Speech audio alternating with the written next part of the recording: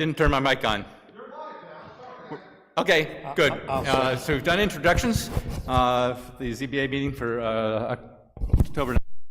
And we're on board business, and starting with the first item, which is meeting minutes of September 14th. We have a motion by Megan Kelly to accept with, I presume, as amended for line 821.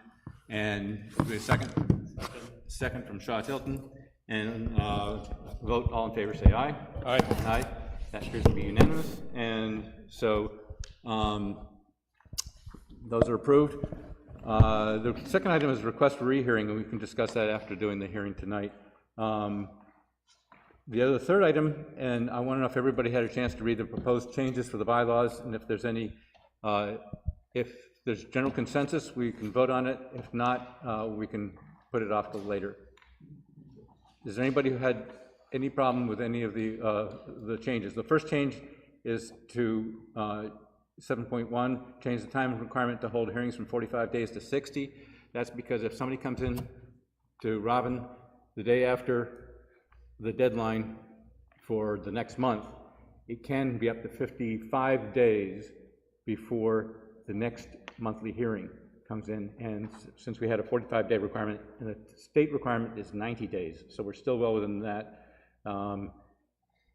Gives us 60 days, gives us the chance to have a hearing within that 60 days, and then to be able to continue it for 30 days for the next month's hearing if we need to get a decision. And it can be extended by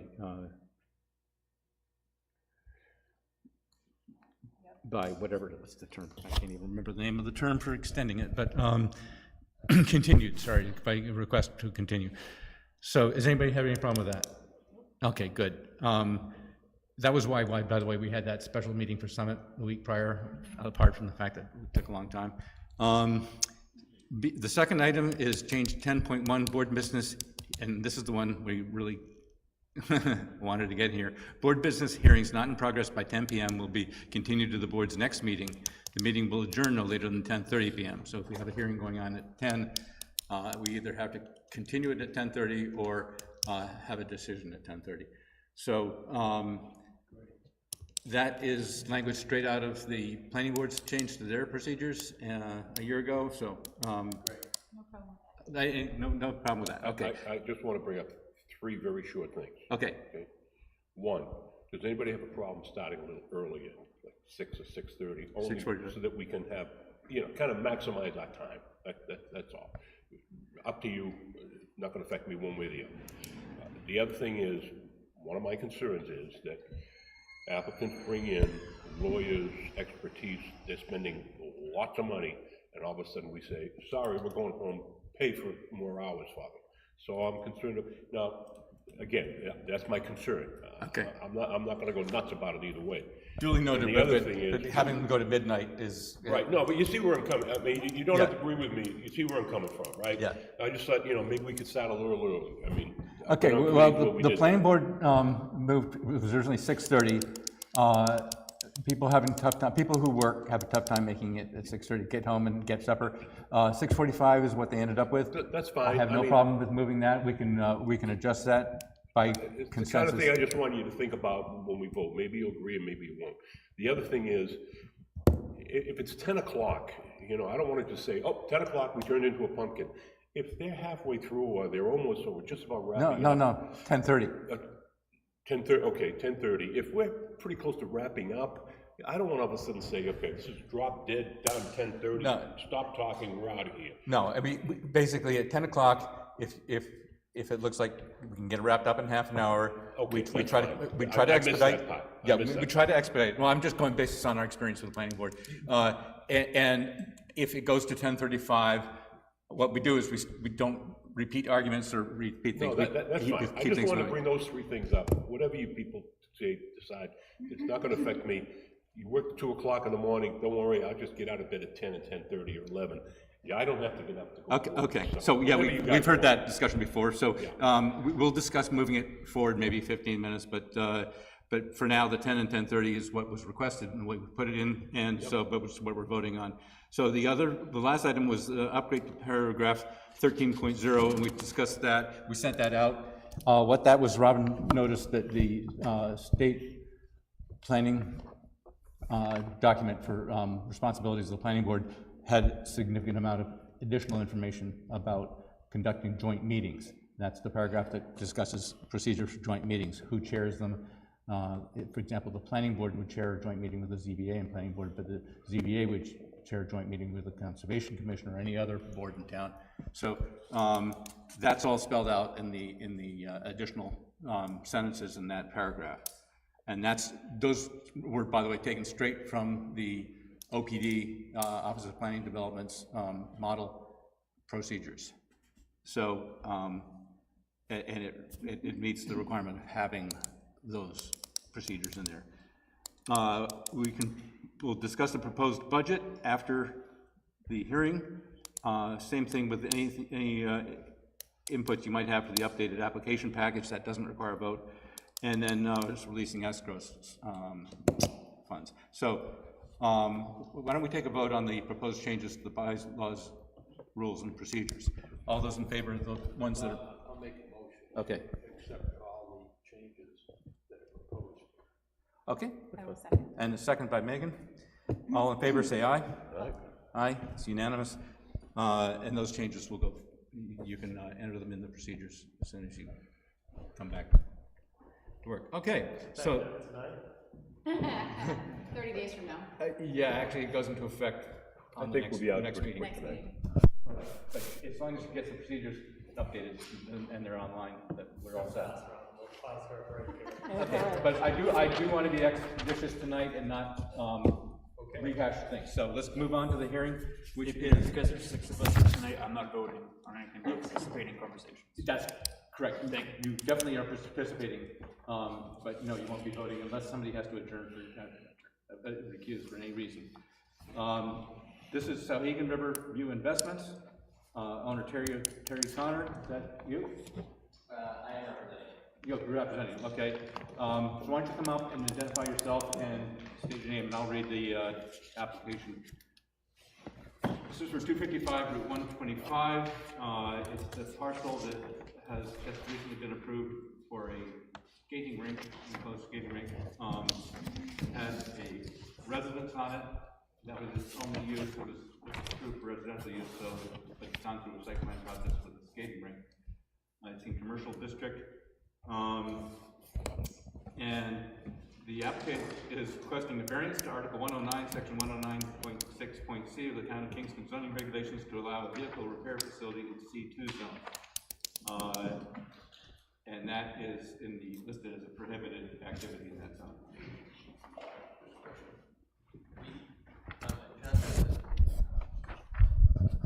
Request for a rehearing, but we're not doing that. We are, sorry, after this hearing, but that's going to, as I said, that'll take a little bit of time, so we put it off till after this hearing, which is the first thing on the, it came in late, but even if it hadn't, it's board business, it's not a hearing, so. We can take them out of order as far as. Yeah, it doesn't matter, it's this board business, and we'll take that out. Actually, that'll be the first thing we discuss after the hearing. But this is a request for a variance for a vehicle repair facility in C2 zone where it's prohibited. In addition, the applicant's requesting a special exception to Article 201, 201.4.e.10 to allow an automotive repair shop in Zone B of the Aquifer Protection District. This property is located in Commercial Zone 2. And it is, auto repair garages are permitted by special exception, and the criteria are in the application for the criteria to be met in the Aquifer Protection Zone. This is just north of where the, it's about one property between them, but just north of where the proposed gas station was going to go in. So,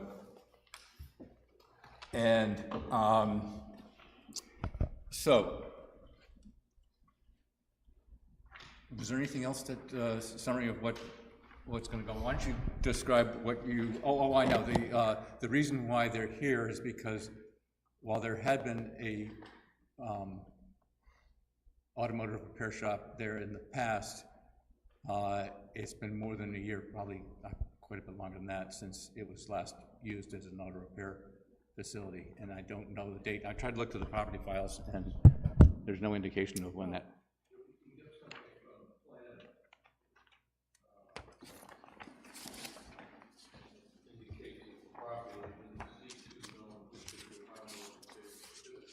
Right, that's what I just said. The C2 zone, it's prohibited, and, oh, yeah, the C2 zone, it's prohibited, and in the aquifer zone, it's allowed only by special exception, as it was with Summit. So there's two different requests here. One's a variance, and we'll hear the variance request first, because that's the first one that came in, and then we'll hear the special exception request. And there are different criteria to go on. So, We can hear the variance first. yes, yeah. So, why don't you tell us who you are, and presumably the owner's not here, so you had a certified letter. Did you get a letter? They're from Jones and Beach. Jones Beach, okay, yeah.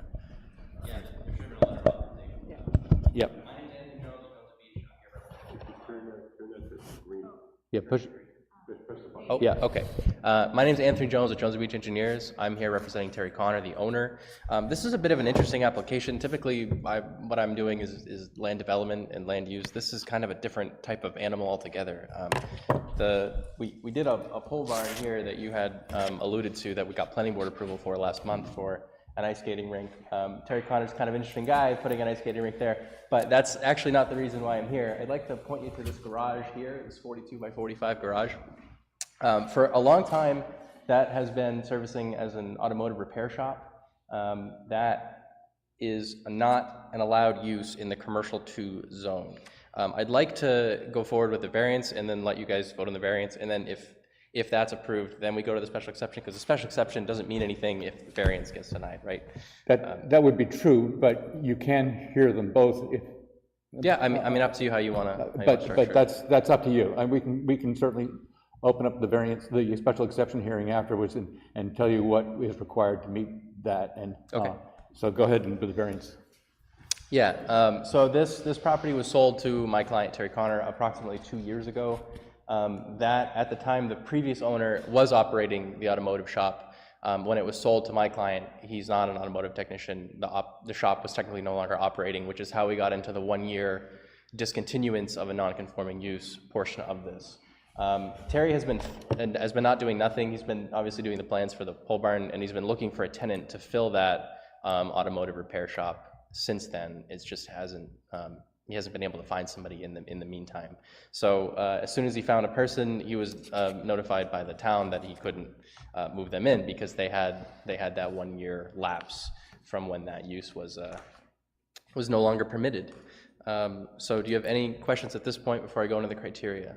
I have a question. If the planner said it's been over 2 years,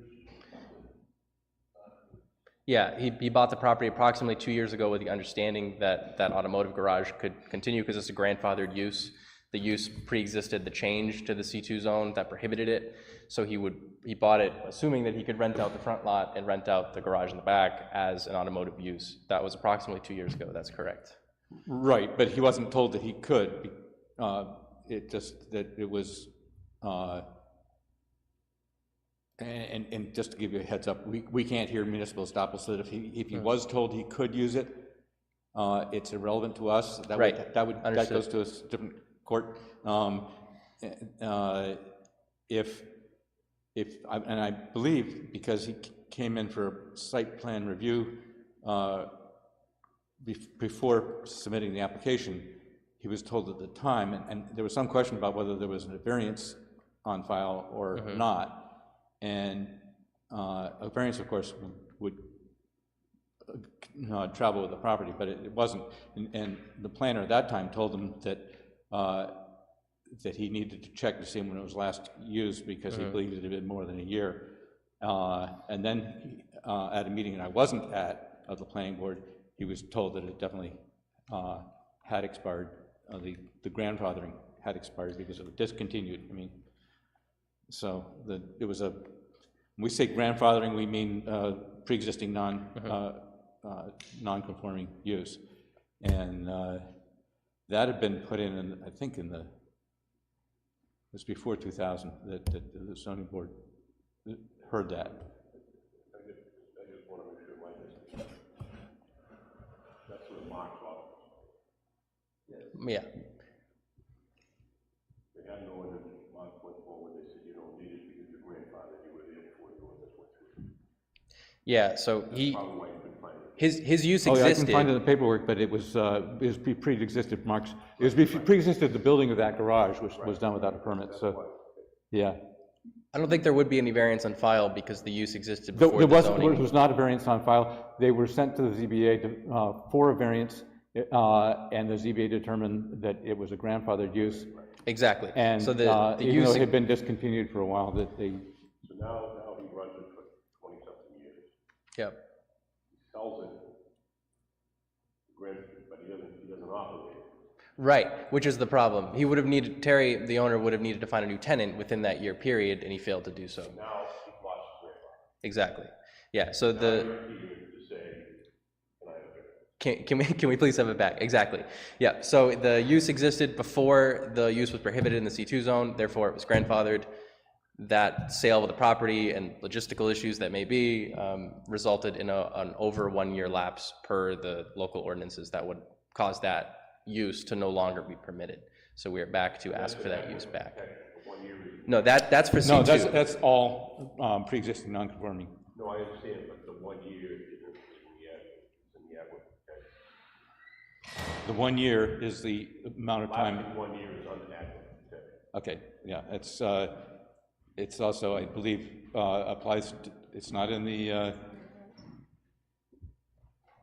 we have pre-existing non-conforming use. In the aquifer protection pre-existing 1 year, that's under the aquifer protection.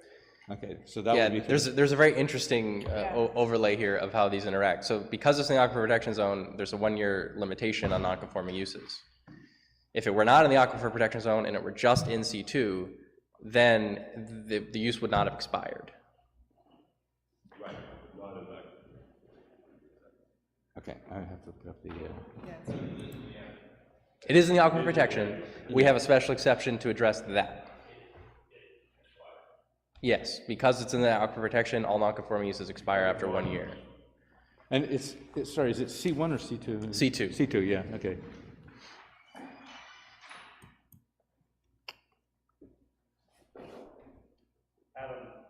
Could I just ask Peter Broderick to please use your microphone, please? It's on. No, Peter Broderick. Oh, Peter Broad. You're fine. Other Peter. Too many people.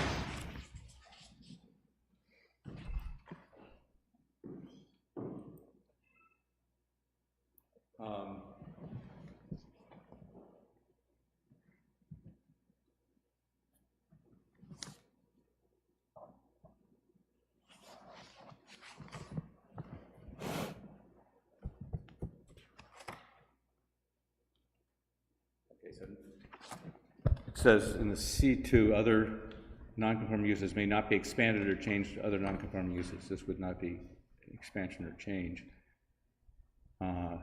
If he had, for example, somebody to move right in that was an automotive technician, they would technically need no site plan because there's no change or expansion in use.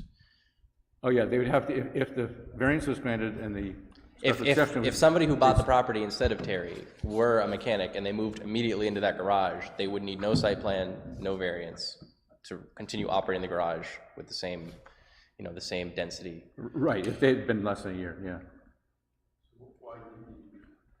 Because Terry's not a mechanic, he wants to rent the land and then build the pole barn out back.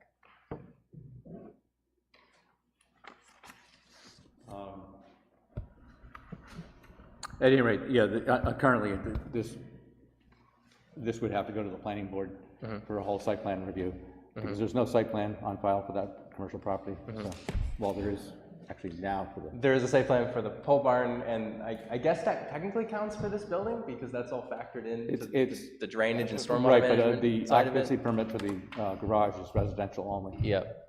so that was part of the problem. It was never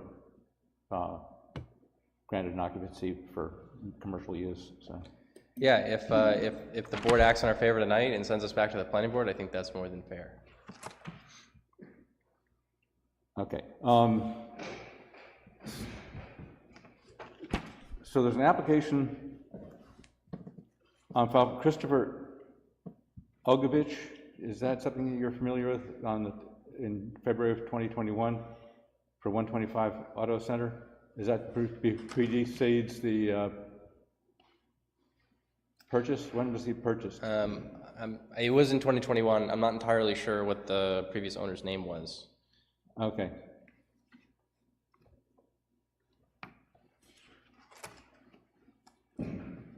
I was just wondering if that was somebody, a tenant that he had, because it says the property owner is Sahegan Riverview Investments LLC. Mm-hmm. But I presume that was denied? No, that's him. He had a denial because he wanted to build the barn without going to the planning board first, because he thought it was a residential use in a residential zone, but it's a commercial zone, so anything requires a site plan. So that bounced him out to the planning board, and then we got into the planning board. Oh, I see. Got this done. Obviously, it takes a lot of time to do a boundary survey and a drainage study, so that took a few months. Okay, that was yeah, there's a bunch of them there, but that was for a sign for 125 Auto Center, so. But apparently that never went through, so. Okay, go ahead and Maybe that not going through is potentially why the property was sold. I don't know. But anyway, to move forward through the criteria, is that? yeah. Okay. Yeah, let's get your application open so I can read it along with you. I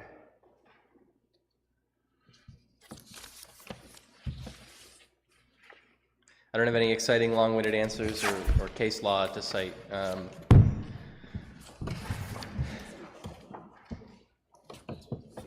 Oh, here. I got it. Okay, so this is a special exception, so move over to the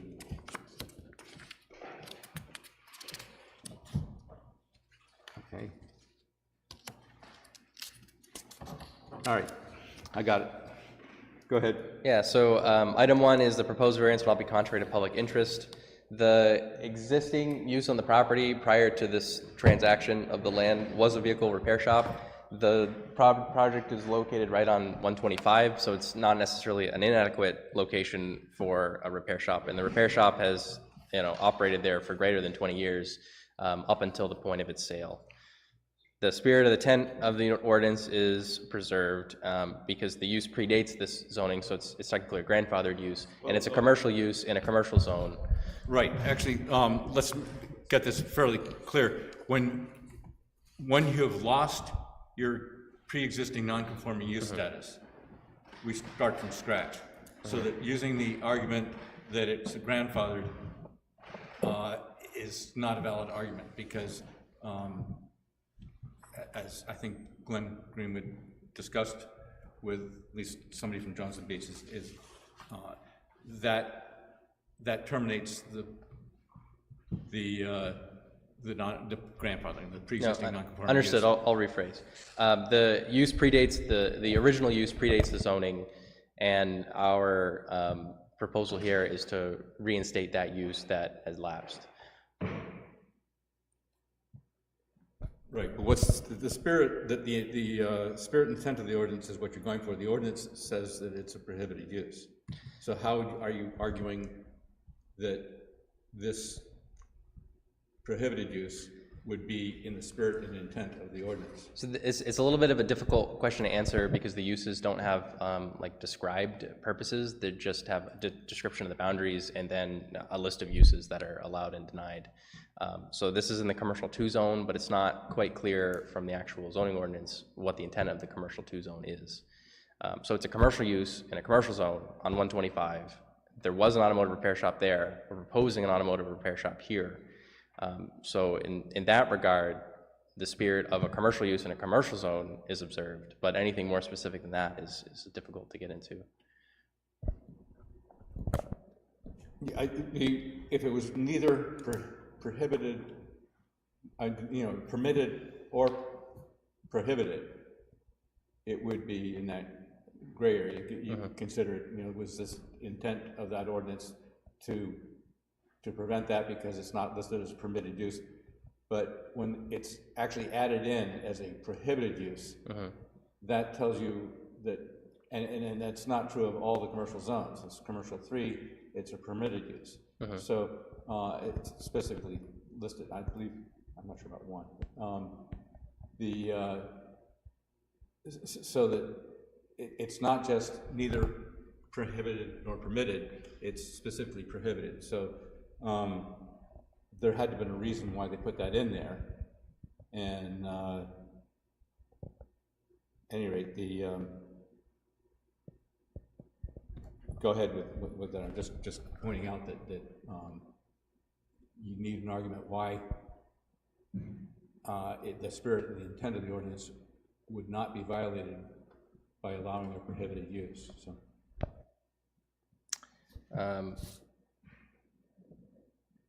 Yeah, I guess I will circle back and continue right down the line. So there is substantial justice in granting the variance because, again, this was a use that existed before the zoning ordinance would change and had lapsed. So the justice gained here to a person who bought a property expecting to be able to use the automotive garage that had existed and continue to operate would far outweigh the detriment to the public, which would end up with a decrepit garage that you can't use for anything. Because it's it's designed for commercial auto body stuff. It's not really a garage that you can store toys in. The values of surrounding properties will not be diminished because there's no change in use, there's no expansion of use. This use existed before, and we are proposing that to continue it, so there would be no change. And then literal enforcement of the provision of the ordinance result in an unnecessary hardship. That again comes back to the fact the property was partially understanding that could be used. Obviously, that had lapsed in the meantime. That's kind of a specific hardship that's unique to this property. If we were talking about a new construction of a new garage on a different portion of the zone, then obviously that would be expressly prohibited. But where this has been an existing garage on an existing lot that's in the zone, we're merely asking that the use be reinstated so that it may continue.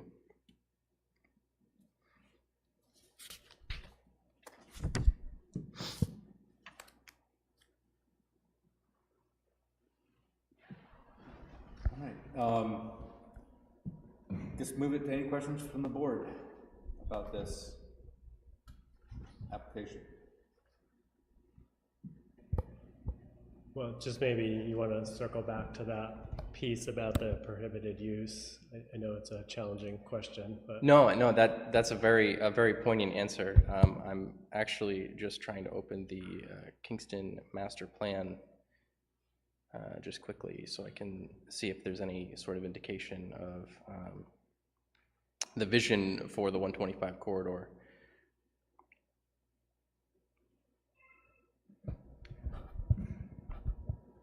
Yeah, the commercial zones were, it took a while. So those, even though the zoning went into effect in the 70s, the early 70s, the commercial zones didn't go into effect until the 90s.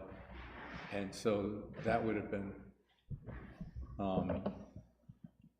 that went through a procedure where it was, all the uses were discussed then, so that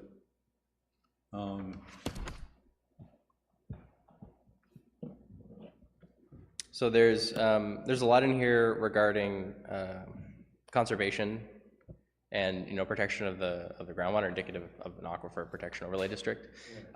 So I have a feeling that that's kind of the primary driver to why the C1 and 2 zones prohibit automotive shops specifically. They tend to be viewed upon as a quote unquote dirty use.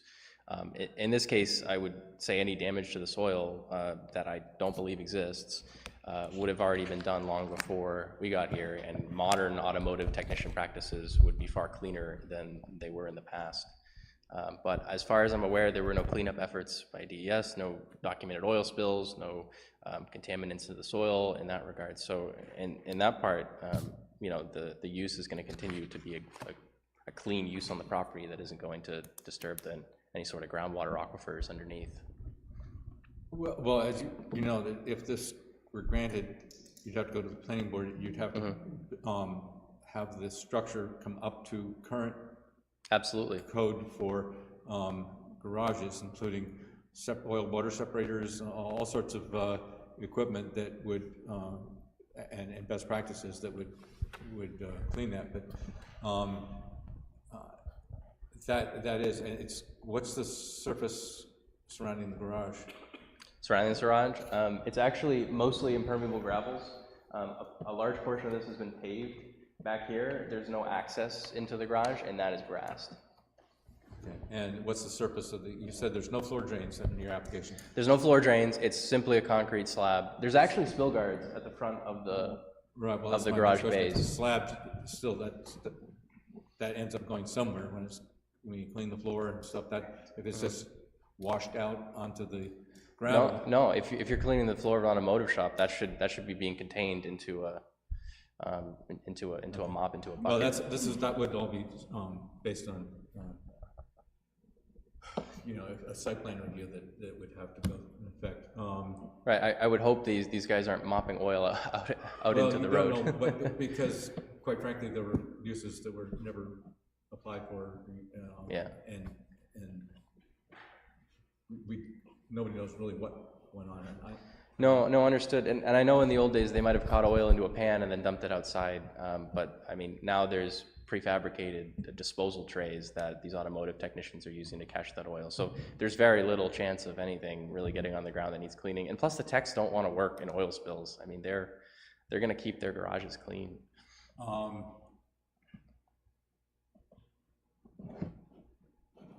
There's a fair amount of speculation as to what was allowed. There's, after that ZBA, I think you gave us a copy of that it didn't require a variance because it was pre-existing non-conforming. There's a fair amount of legal documentation that in fact it was not being used, and the structure wasn't built legally, and I don't know where I'm going with that, but anyways, that's there's quite a number of gaps, and there's no indication of, and I wish we had someone, maybe when we get to public comment, get some indication of any knowledge of how long it's been since it was previously used, whether it was even registered as a business to the state of New Hampshire, they filed business enterprise tax, and some kind of evidence that it was being used as a commercial garage, because apparently it was being used for guys' personal race car work. There's some, when you say it's been used for 20 years, we don't know that for a fact. A lot of communication says that it was not in use, and nobody can produce any evidence that the business was actually an existent business, except for the sign on the garage. Yeah. So, at any rate, the answer to the question about the spirit and intent of the ordinance, you said the master plan. That's mostly about the aquifer protection zone, but we just had a case where we had a variance request or a special exception request for that zone, for the C2 zone, and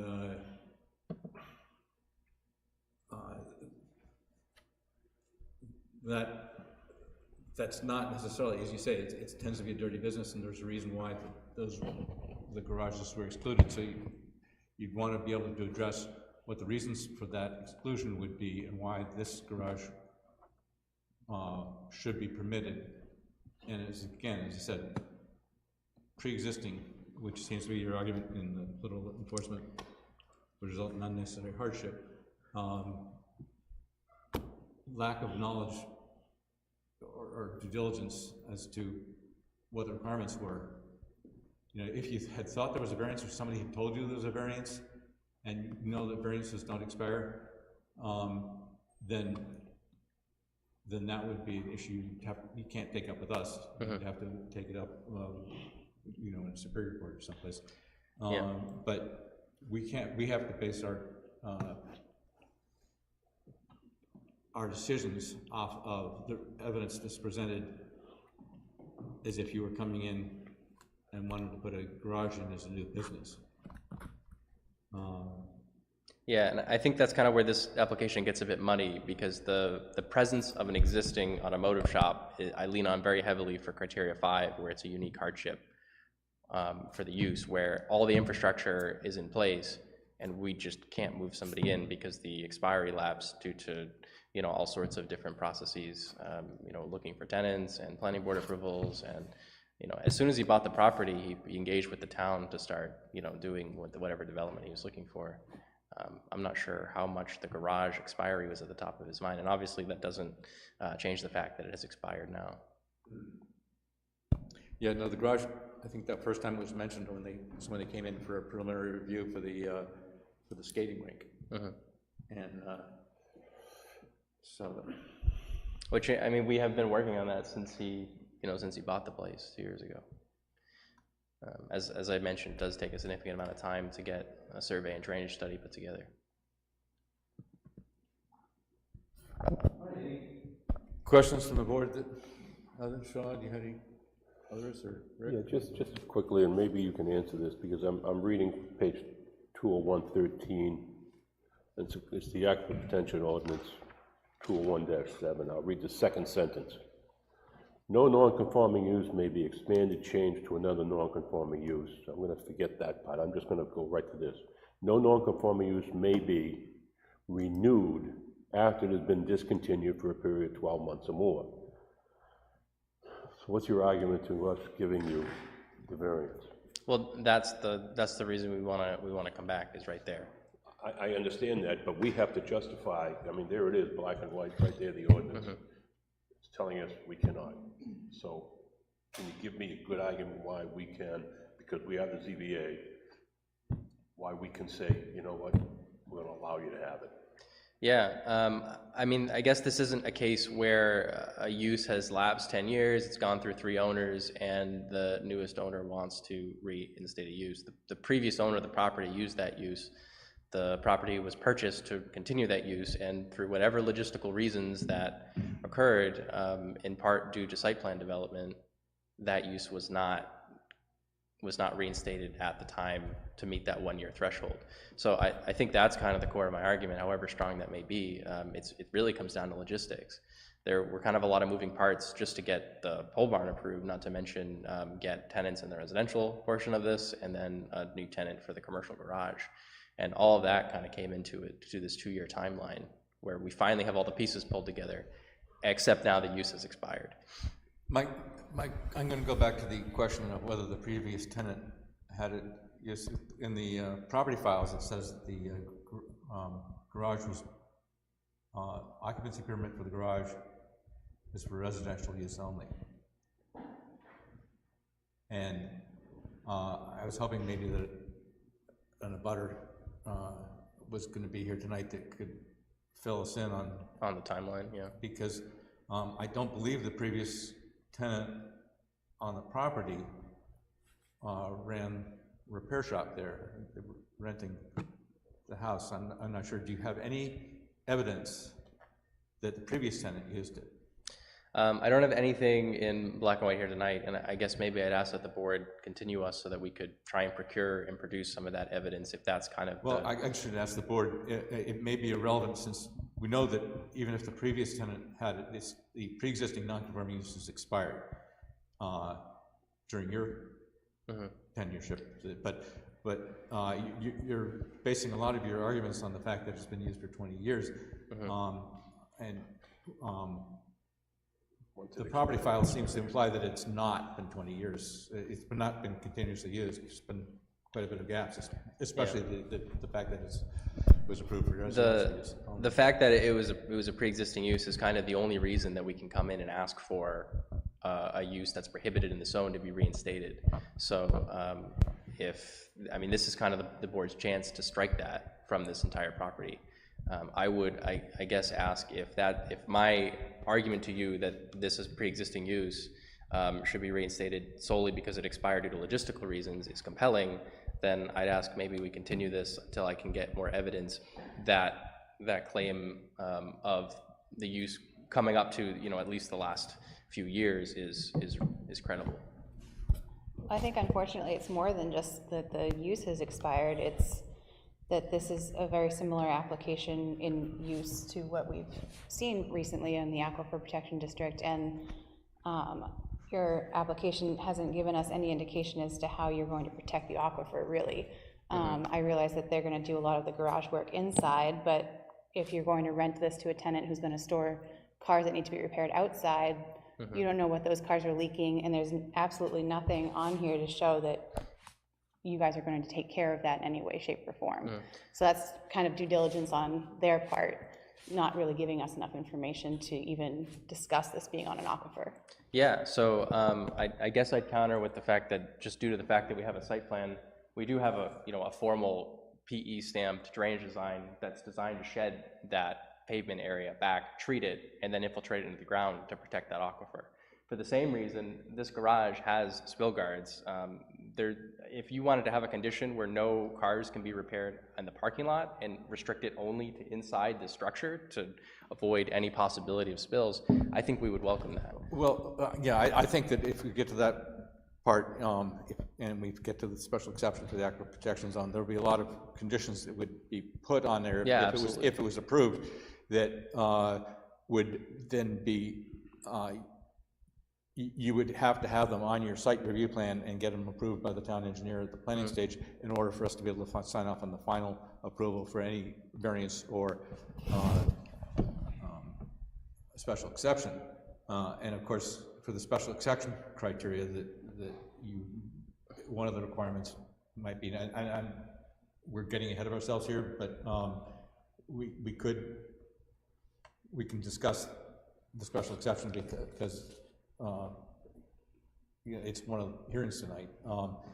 So there are requirements that, for example, the zoning board would have to feel that it would be comfortable that that there would be no harmful effects in the Aquifer Protection Zone, and that would involve probably a hydrogeologic survey, which would then require a review by our review person, and so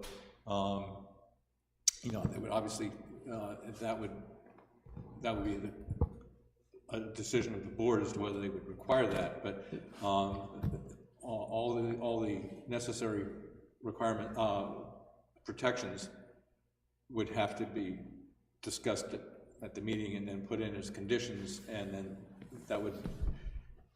you would take to the planning board, and they would understand that those conditions existed, whether they put them on or not themselves, before the special exception of the variance. This doesn't get to that. This doesn't even, I don't see how any of these conditions are met. So is this something we should table the variances, so that if he wants to continue that portion of it, and then we can talk about the special exception and see if that would even get. If we don't have any more questions from the board, we can go through these, the application for the variance. We do have a member of the public. I don't know. Oh, that's right, we do need to open that, but, yeah, so, before we go to that, are there any more questions from the board? Yeah, okay, so, we do have, the Public Works Director here, and so I'm gonna open it up to public comment and department head comment, as it were, say, Phil, do you have any comments you wanna make?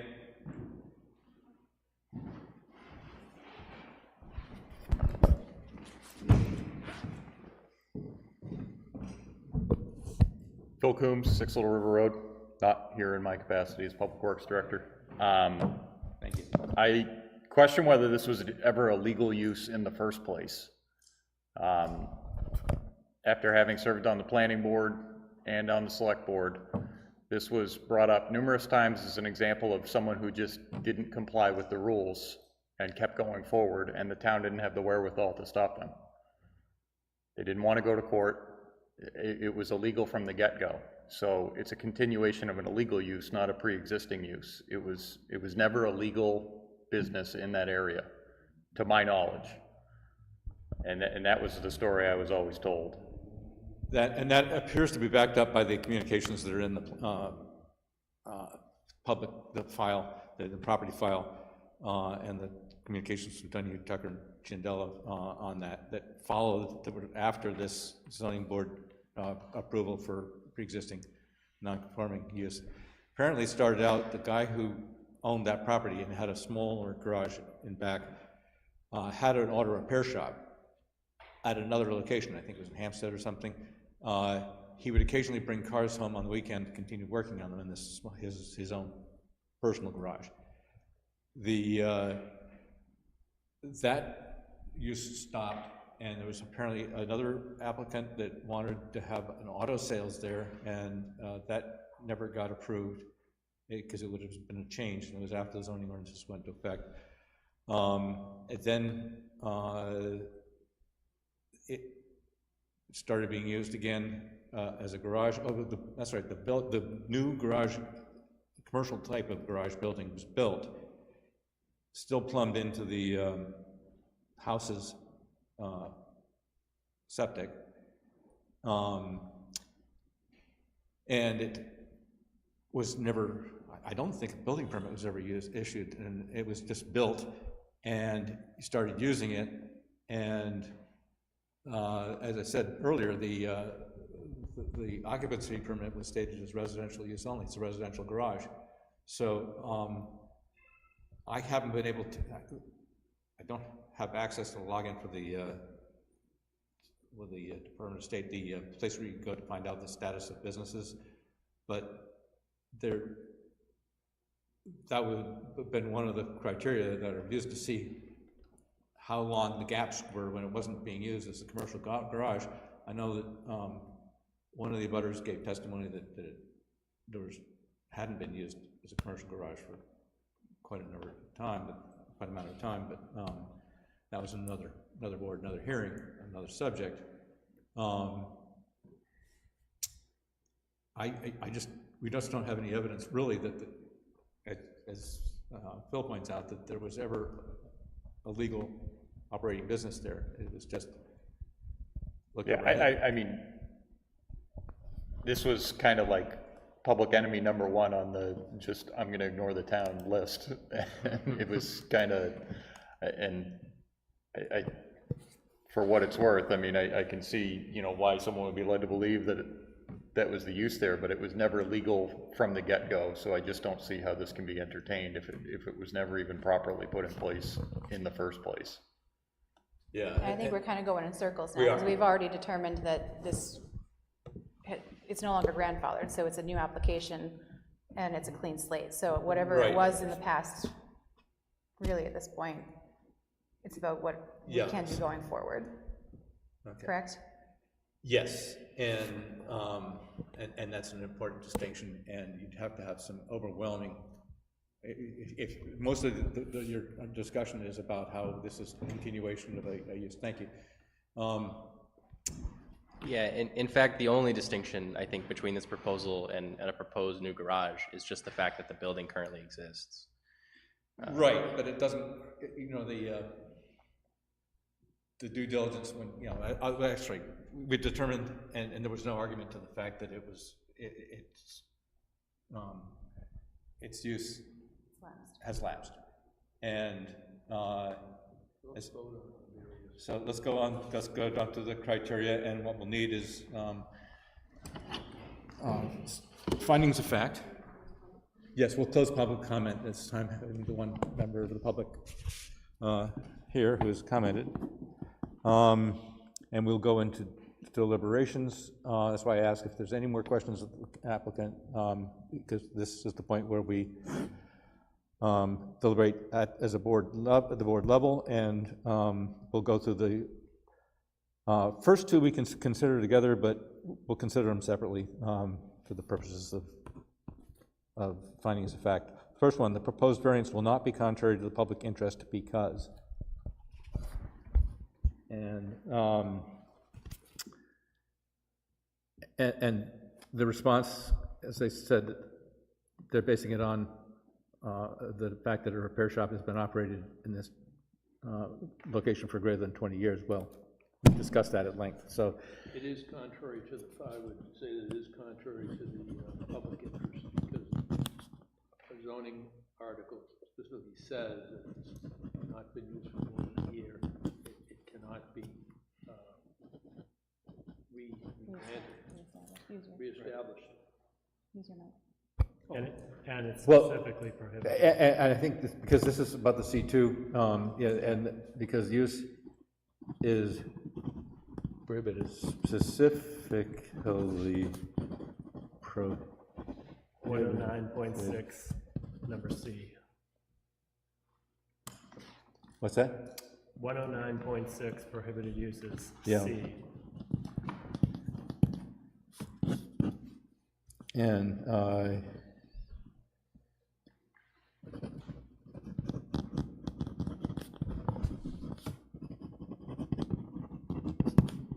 so the previous use not established as legal and has lapsed.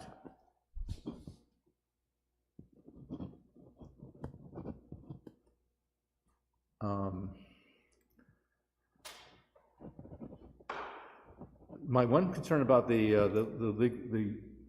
lapse, we did check, is only in the Aquifer Protection District and not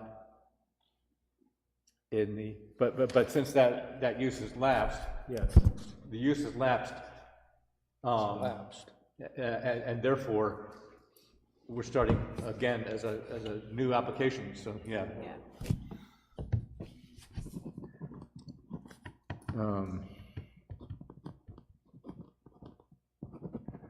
Okay. Okay, not, any other board comments on that? Okay, I'll put it, need a motion? No, you made that. Yeah, motion, the motion is, that is, for those things stated, that it is, the variance is contrary to the public interest. Okay, so, second? Second. Second from Megan, okay. All those who believe that it is contrary to the public interest, say aye. Aye. Aye. For the reasons stated. So that was 5-0, right? Yes. So there's obviously no abstentions and no votes. Okay, so 2, spirit and the intent of the ordinance is preserved because, and again, need a motion and a reason. I'd say it's not preserved for the very same reason as number 1.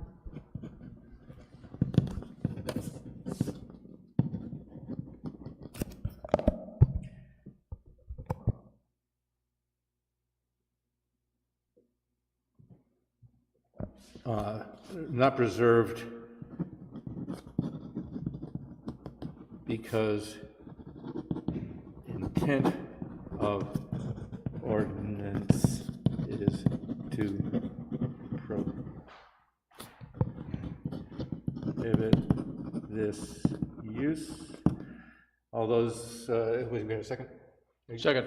Okay, so we reverse that one. So all those who believe the spirit and intent of the ordinance is not preserved, raise your hand and say aye. Aye. Aye, okay. Still.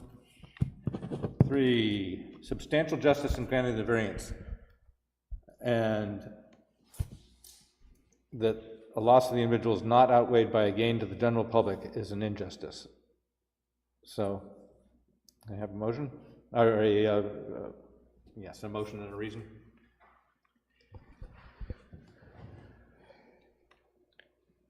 The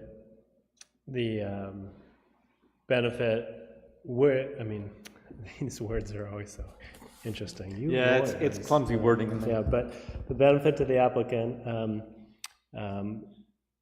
well, there would be increased harm to the public because it's a prohibited use within the C2 and the grandfathering has lapsed.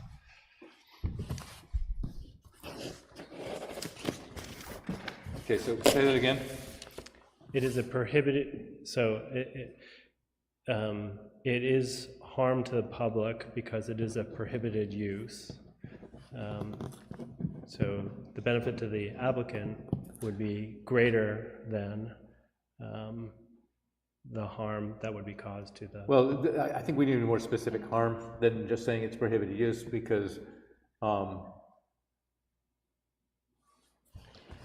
does that harm, is there, for example, public safety is one of the. Okay, well, okay, so should we pick up any of the potential hazards below, right? Okay, so. The gain to the public is outweighed by any loss to the individual. Because of the potential harms that are trying to be eliminated by the zoning ordinance itself, by the prohibition of the use for that use.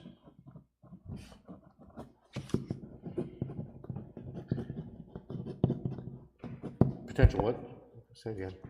You said potential, what was the term you used? But, potential risks. Risks, okay.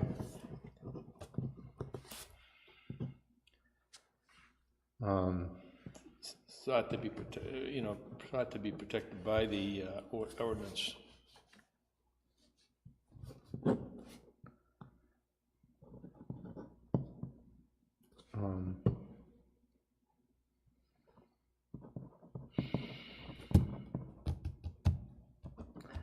Okay.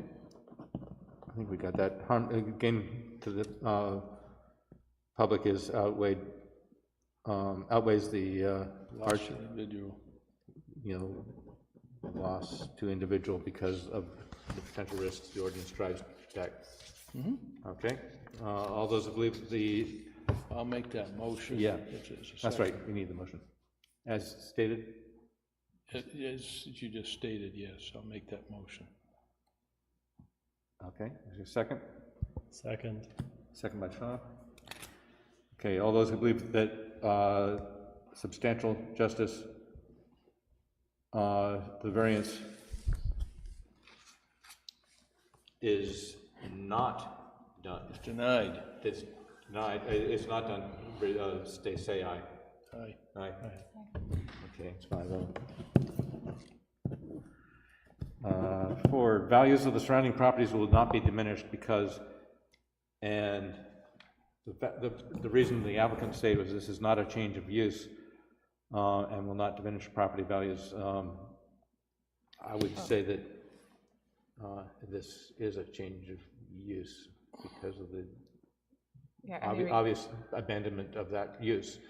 So, which is why we're here. I would say that they would not be diminished because the garage is an existing building. They were doing something with it, whether it was legal or not, and it's not going to change the look of it whether we granted this or not. So it is what it is, and therefore property values would remain the same. Okay, so you say no change? No change. In property values since no change. No change in appearance to property. Appearance. Except appearance-wise, but in the use. The use is.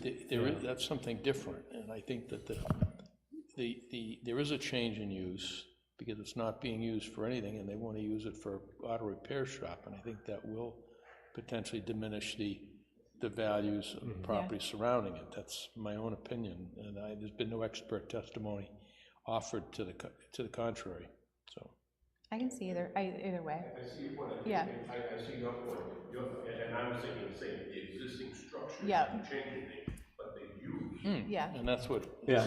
It's one thing if I move next door, they got the building. It's another thing if they find out that they're using it, something that would be different. And the residential property to the north of this would then start hearing the pneumatic wrenches and the people coming and going, all that kind of stuff that would. Okay. That quite frankly, the testimony that's been given that we have here. I retract my original statement. Okay, well, no, it's I right. agree with that. The other thing is that if this is no longer in use as a commercial garage, the the sign, I would think that the, again, this is up to the Board of Selectmen, but the appearance of, the things like sign permits and stuff which are granted to a business would, I believe the sign ordinance says they would have to come down. I think there would be, a decrease in property values if that was to be reactivated as a garage. So, how do we want to word that? I believe there will be, Okay. surrounding values of surrounding properties will be diminished because of the proposed use. Due to noise and other hazards Yep. specifically.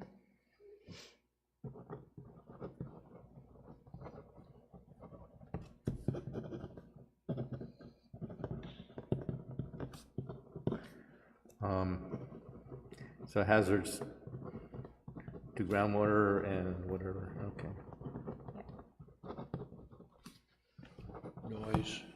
Yeah, noise, I said, the change in property values, the property values will be diminished since there is a change of use leads to an increase in noise and hazards to groundwater. Okay, that's sufficient. A motion to that effect? Did you? Sure, I'll move that. Okay. And I'll second that. Okay, Megan, this is Rick and Megan. All those who believe there's a diminution of surrounding property values, say aye. Aye. Aye, okay.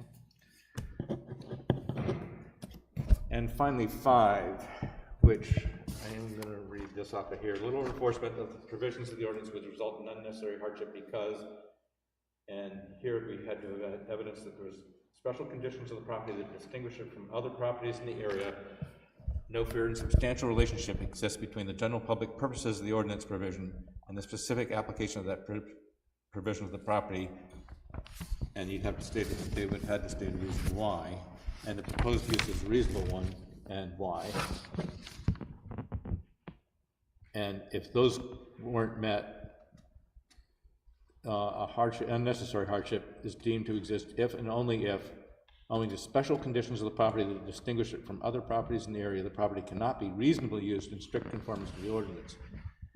And the variance is therefore necessary to have reasonable use of it. This, I believe, brings up one of the arguments they made was that there's an existing garage, whether it was legally built or operated, is a significant and question, and outstanding question. But the question is whether that property can be used for something else. And the house can be rented because that is a pre-existing non-conforming use in the C2 zone, and that doesn't change. It's obviously been approved for use for a commercial ice skating facility, and has a site plan. So, and the building in back, which is,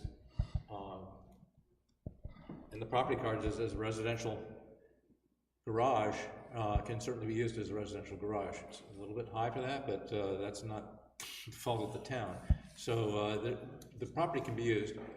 Other uses can be made that are not non-polluting and are permissible in that zone. So, and the other criteria, there is a fair and substantial relationship between the general public purpose of the ordinance provision and the application of that provision to the property. What about the notion that the applicant specifically created the hardship that he now seeks relief from? Specifically. Yeah, and that's by resting on his rights and Right. not doing anything with it. I mean, he had 12 months to find a tenant. If it was that important, he would have well. pushed to find that. The applicant, there's nothing prohibiting the applicant from even when they went to the planning board for the skating rink, they certainly could have applied, well, that was a little after that 1 year, but they certainly could have applied after the time they bought the facility. They didn't have to wait for an a mechanic. They could have applied to continued use At that point. as a commercial garage. And that would have had to have been allowed because an earlier ZBA had permitted it. That was well within their rights, and they had the ordinance available to them and could have read that. Okay, so. So the answer to the question is yes. That Rick pointed out, and it wasn't a question, it was a statement, that they had the ability. They did not have to wait until they got a tenant to reestablish that, and they could have produced a site plan, or didn't even need to produce a site plan, just to say that we're continuing the use as a commercial garage. Okay, so little enforcement would not result in an unnecessary hardship because the land can be used for other purposes that are already existing, others that they have already planned.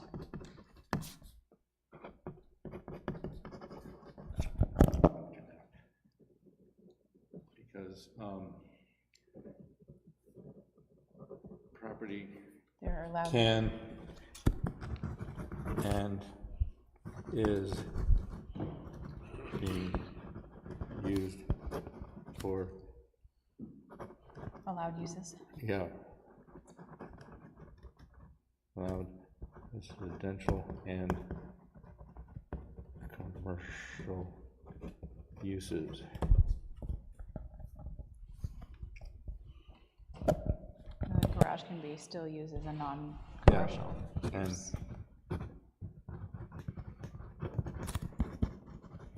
Can be used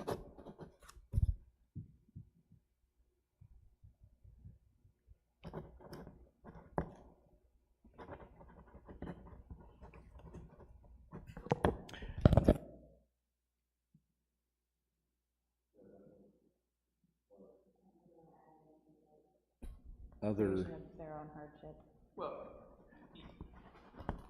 Yes, I think the fact that the applicant created the hardship that he now seeks, Had relief from is to,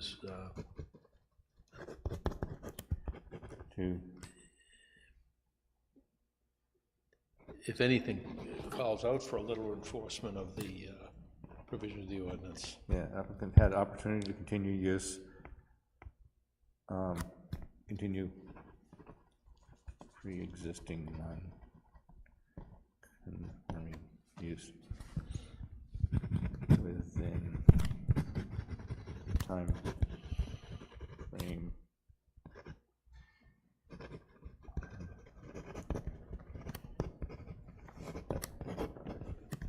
failed to do so.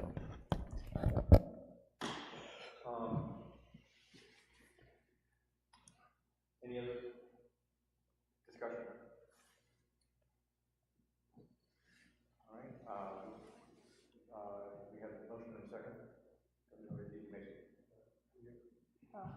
Thank you. Do we have a motion and a second on that? Yeah, that's my motion. That was your motion, and we have a second? Second by Shaw. And all those who believe that, that little enforcement of the provisions of the ordinance would not result in unnecessary hardship, signify by saying aye. Aye. Aye.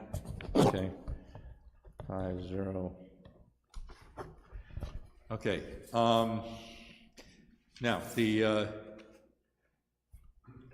as you no doubt gathered, Do we need to vote overall? oh yeah, that's right, we always do that. So a motion based on the 5 criteria having not been met. Deny the application for the variance. In the C2 zone. Okay, that's a motion by Shaw. And a second? Second. Second by Rick. Okay, all those in favor of denying the application say aye. Aye. Okay. So,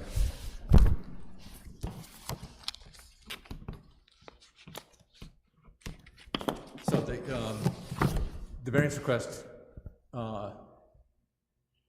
is denied, and you've heard the findings fact. We will send a notice out to the applicant, and if you'd like to be CC'd, make sure Robin has your email address, which I believe we do, since you sent in the application materials. It's from Johnson Beach, we have it there. Oh, Barry's, yeah, okay. And the appeal period is 30 days. So either by you or by anybody else who wants to appeal this decision. So, and a little word of caution that is, it needs to be into the town offices, so that the 30 days expires on a Friday, the office closes on, or Saturday or Sunday. The office closes at noon on Fridays, so that would have to be in before noon on Friday. And just to be clear, Mr. Chair, we don't go forward with the special exception because we've denied the variance. Is that correct? No, we asked the applicant if he wants to, because if they wanted to appeal this decision, and we didn't do the special exception request, they would not be, we would have to hear a special exception appeal. Again, and we have it scheduled for tonight. So the only way that would be true is if you wanted to withdraw the application for the special exception, or if you want to go through it, and we could do it. We could open up the appeal for the special exception and go through the criteria there, and you could hear what the board has to say. You don't have to withdraw the appeal, withdraw the application, but it's up to you, or it's up to your client, really. Yes, go ahead, Bush. Yeah, we finished we've closed the hearing on the variance. Yeah, that's actually the reason I was sticking around. I would like to formally request to withdraw the special exception to save you guys some time, as there's no real reason to go through with it where the variance was denied. Approving the use of an automotive repair shop in the Aquifer Protection District for this lot provides no real benefit to the applicant. And in fact, an additional denial would just make any sort of appeal that he might ask to do, and it would be more difficult. It would, I'm sure, yeah, because there would be two appeals if we voted against it on the special exception. So, all right, the applicant having withdrawn the request for special exception, we will close the hearing on that, having opened up the hearing for both of the applications. And thank you very much, and we will get a notice of decision to you within a week.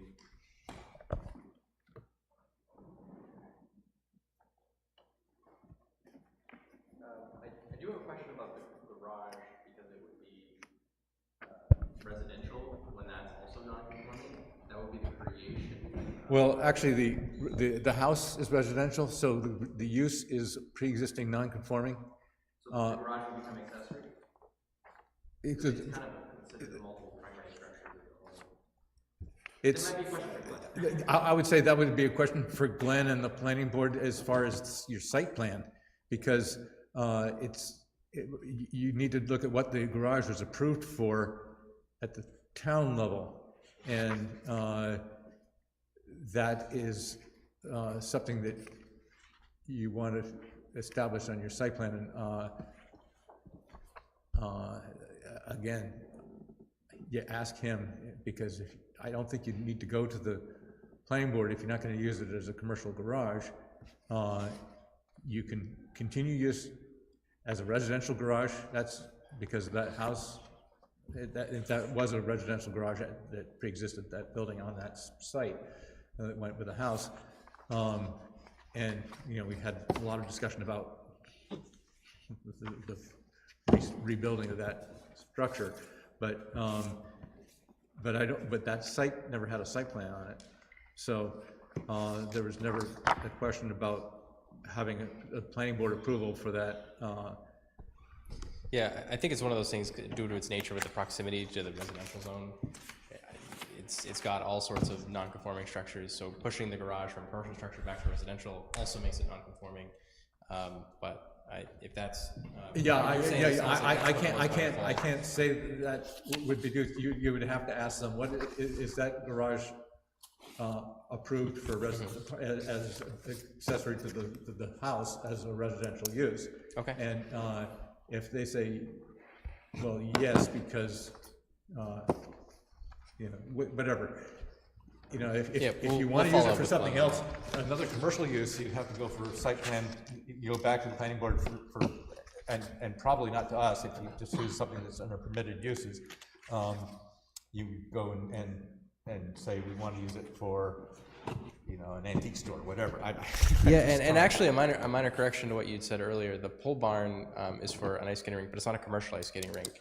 It's residential. Well, actually, and the residential is problematic because any residential use on the property also requires a site plan because it's a commercial zone. So even if it were a residential garage, if you were to tear it down and build a new garage, that would still require a site plan approved. You see what I'm saying? I just don't want the garage to be left in limbo, but I'll follow up with Glenn on that. Yeah, I'm find not out sure what there's much it's to gain approved here. for. So, Yeah. but the residential use, yeah, it's super weird. That is, you'd want to get some professional advice from downstairs. So I'm not going to tell you you can or can't do anything because that's not the purview of the board right now. Right. Except that we can tell you can't use it as a commercial garage. But the pole barn, by the way, the application for the planning board was to be able to conduct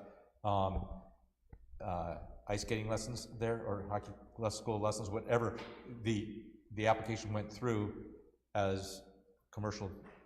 Oh, okay. It's approved, by the way, as a commercial use for that. Yeah, I'm not like super up to date in the loop. My understanding was he just wanted a personal place to ice skating. And if he wants to make lessons there, then sure. He said he wanted for sons who are pro hockey players to be able to practice, but then he said he also wanted to have them be able to conduct lessons there. And I wish I had a dad that would make me an ice skating rink. So I think you're good on that one because that didn't have to come to the board of the ZBA. So you go back to the planning board if you have any questions about it. But my memory of that was that it. Well, maybe the commercial spin on it was to avoid that exact thing. So problem solved. Yeah, and it was to avoid. Yeah. But he needs to go talk to Glenn. So. Yeah. I will go talk to Glenn. I won't take up any more of your time. Thank you. Yeah, we need to. Thank you. Thank you guys very much. Okay, thanks. Yeah, we're getting way off topic. Wrong board. Okay, so that was our one hearing. So we're going to go back to the. We did the meetings, but requested a rehearing from Greg and Scott Dimitri, and that was the letter we got from Oren Reno.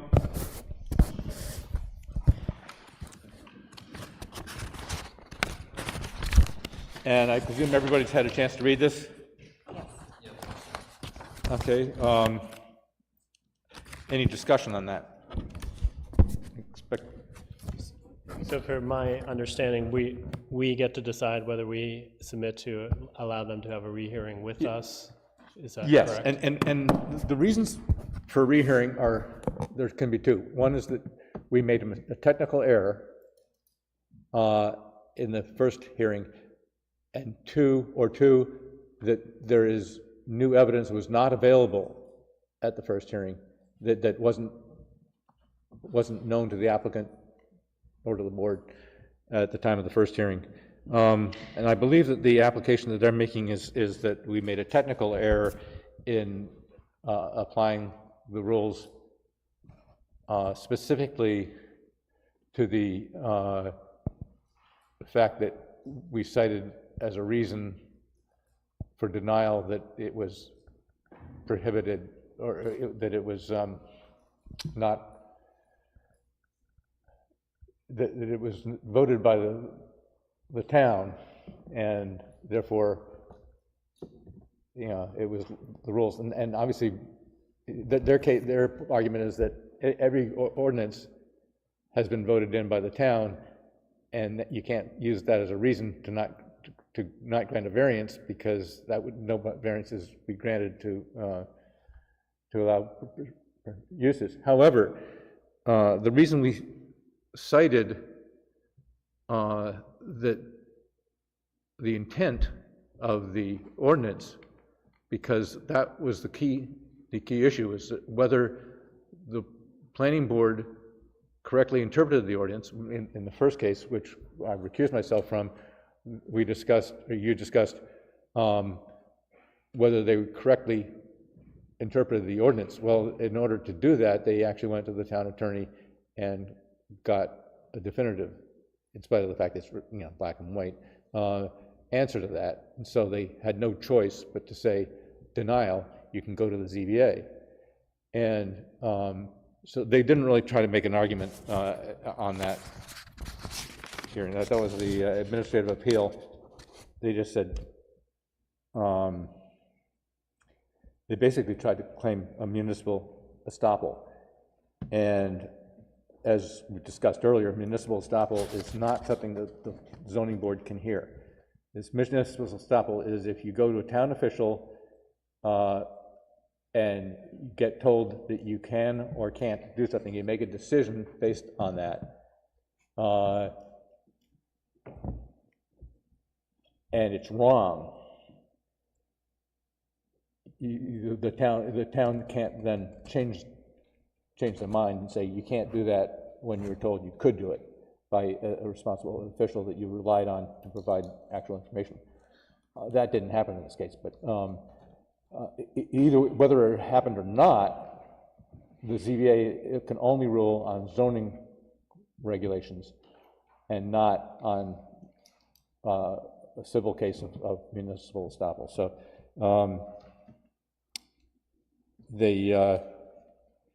and I'm sure the attorneys know that, and that's something that it comes up every time we have one of those trainings from the New Hampshire Municipal Association attorneys or OPD attorneys, is they always mention that we can't use that as a justification. They can still go to Superior Court and claim municipal estoppel if they can prove that they were told that they were allowed to do something and made a purchase decision based on that. But they may not. They're responsible for reading the ordinances and understanding whether that would be true or not.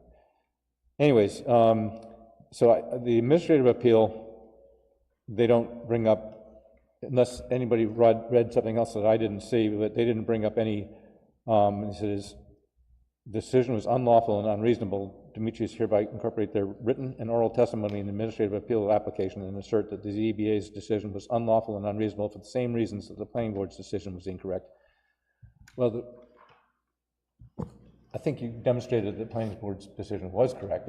Yeah, I don't think that like you said, the planning board had to interpret the ordinance as written, and when they got the legal counsel's advice, and they said, no, you interpreted it correctly, then they had no choice but to send them to here. So their decision was fine. Yeah, and now the question is, they've cited the minutes of the ZBA meeting, sorry, the planning board session minutes, where that the 1,000-foot buffer was discussed, and we did have comments from Glenn Greenwood written and from Ellen Faulkner in person, and stating that the intent was to include all those listed uses. It wasn't just a matter of like uses. It was a matter of that the law was ended up written as intended. It wasn't. They didn't intend to just have car sales or RV sales or anything else. that it was correctly interpreted by the planning board and the attorney, and then that's when we made the administrative decision, or by you, is when you made the administrative decision ruling. And that was why we had the testimony about the intent, and that goes to the number 2, the variance is granted, the spirit of the ordinance would be observed, and so we weren't there when the rule was decided on, so we did have people who testified who were there and made that decision, and they justified that that was the intent of the ordinance.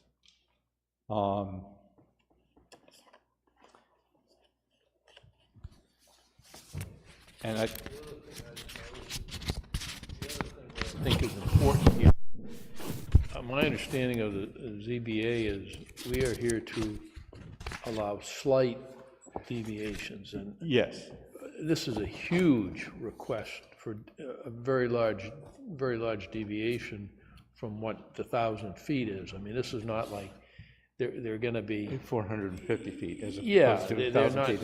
We're not talking that there may half. be, you know, it's just too much of a deviation from what the standard is of the 1,000 feet to be like half that distance. I mean, if it was Right, and just a few feet or something, that's one thing. You know, if they were 975 feet or 950 feet, well, maybe that's a different matter. But at half the, virtually half the distance of almost 500 feet, that's substantial, not slight. okay, so not a slight.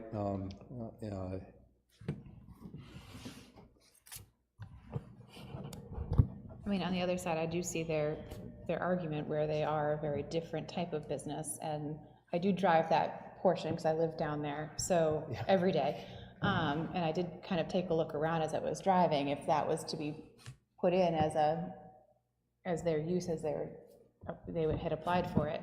I mean, Pat's Truck Sales almost looks like a parking, well, Yeah. yes, but It probably looked like a it parking also lot. looks like there's 6 cars parked out front that could be parked in front of any building that they're going in and shopping in. You know, it's not a huge place. It's not like Stratham has BMW and Porsche and everyone, Right. you know, and then, I mean, Cars R Us, I can't say a lot about the look of that. I do think that could be improved, but, you know, when you look at the size of the lots that they have, some of these other uses that are similar, they're not necessarily the big car lots that I think they were overly concerned with at the time of writing this either. So, and where they had proposed a 20,000 square foot building with most of the parking being in back, I mean, it stinks that they're so close, yes. They're only about half the distance, but, you know, was it different enough to grant it?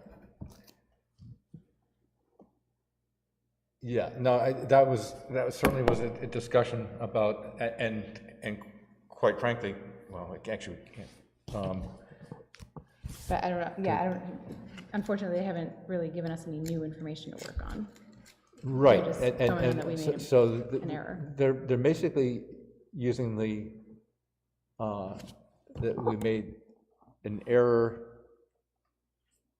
a procedural error in the way we evaluated it, but not really a technical error, because we asked board members to state whether that was the intent of the ordinance, and they said that that was. And so I just don't think that the I agree. I do have a hard time saying that we made an error as well. I mean, yeah, it's a technical error is often, if we make a legal mistake, and we went through the procedures, we gave cited reasons for every single one of them. We testified, we had testimony about the spirit and intent of the ordinance, and I believe we said the values of the surrounding properties would not be diminished, and we cited the reasons there, so that there was only a few of them that we, that we voted, that we used, and that since all 5 criteria have to pass, those were the important ones, the first 2, and it's the public interest and spirit and intent of the ordinance. So, like, in order to, like, file for that appeal, like, they need to claim that we made a technical error, which is why they're saying that we made, but it's not really that we made a technical error, it's really just they're questioning the criteria that we go by. They're questioning the first criteria about how it should be different. That you can't include the fact that it's about the public interest, that shouldn't matter, because ordinances are developed because of the public ordinance. We reach because of the reasons we cite. They're trying to do that appeal just to try to get that done, but that's not the avenue they should be doing, because that's not us. It requires, I would go to say that they have to exhaust the appeals to us first. I believe, I don't think that's absolutely required, but I think they have to appeal to us first within the 30-day period, and that permits them then to go to court and try to make an argument based on. Under administrative law, they have to exhaust all administrative remedies before they make a court. Right. So. I am guessing, just a guess, they're just going through motions, yeah, and so. So I'm perfectly satisfied that we can give a response to that and respond to it like we would normally respond to it, and let them, then the ball is in their court. Right. Right now the ball's in our court. So we can wait till Rick comes back, but I'd like to take a vote on this and have a motion.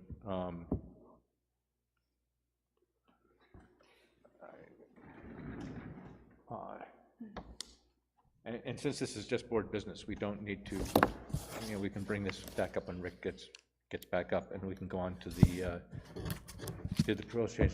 The budget. Oh, I know what we. Oh, yeah, no, I want Rick here for that too. The correspondence. I'll tell you what. Did everybody have a chance to look at the application package that we revised? Robin put a lot of work into making this clearer to the applicant than the original application package was. It includes a lot more information from the state about. No, we're not. I'm waiting for Rick to come back. Because this isn't a. It's board business, so we can. It's a board business, so we. No, that's fine. Yeah, so yeah, I'm suddenly switching so that we have something to discuss that doesn't require a vote right away. And let's see, the budget. Oh, here. Rick's back. Okay, yeah, let's go back. So Rick, we needed a motion on the application for rehearing, and something along the lines of the board voted to either rehear that case or deny the rehearing based on no, whatever you want, No new evidence and no errors. Yeah, I would make the motion that the board denies the rehearing based on no new information from the applicant, and affirming our previous decision and rationale. Or no error, no technical, or no error. No technical errors. Affirming our decision was correct and there was no technical error. Yeah, right, perfect.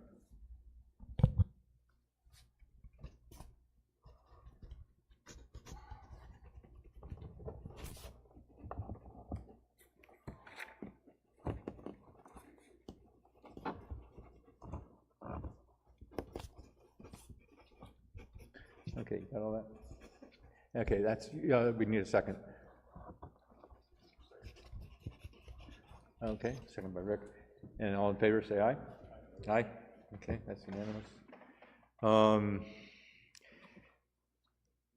Okay, so we had the budget in here somewhere?